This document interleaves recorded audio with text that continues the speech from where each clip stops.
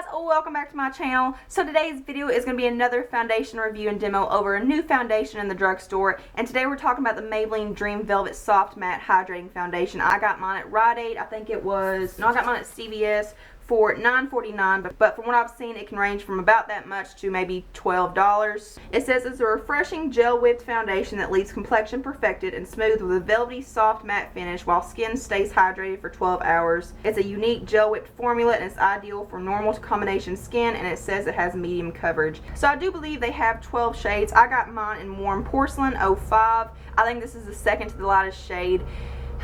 Again, Maybelline just completely wonks up their shade selection, and there wasn't like a super light shade. I didn't really check out the darker shades, but color selection just did not seem good at all. It is lighter and more cool toned than my skin, so it doesn't work perfectly, but we make it work by the time everything's on. And I think it's really innovative of Maybelline because you really don't hear a lot about matte foundations that claim to be hydrating as well, especially in the drugstore. So I do applaud them for that because that is very unique.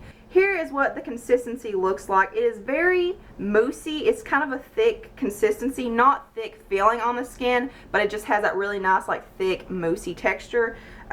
The shade, like I said, is cool tone. I don't like that, but the one below it was like very pink. So I don't know why Maybelline thinks that everyone that has a lighter skin tone up to like a light medium is like a cool tone. No! So I have primed and moisturized my skin just because that's what I always do. And I am going to apply it with my Real Techniques dampen sponge. When you're first applying it, when you first like put it on your face, it feels like you kind of have like a cooling sensation. It kind of feels tingly a little bit. So I think that's where the hydrating aspect comes in. Whether or not it's actually hydrating, I don't know. But I forgot to show you that I do have stuff to cover up. Crap!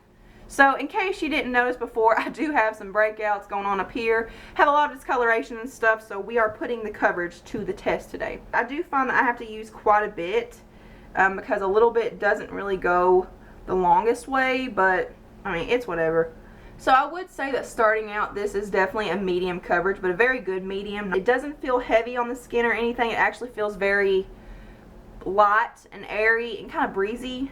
I like that. We're going to go with that. It's definitely a soft matte finish. I think they really defined that term very well because it's not like a flat matte.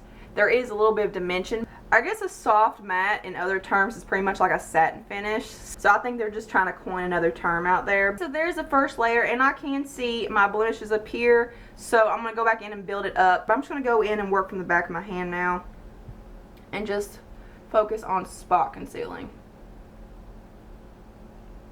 So this foundation is really easy to blend out. It's very easy to work with, and it's just really soft and creamy, and I find that it keeps my makeup on all day long, which I think is very interesting because a lot of foundations like that don't claim to be long wearing are the longest wearing foundations.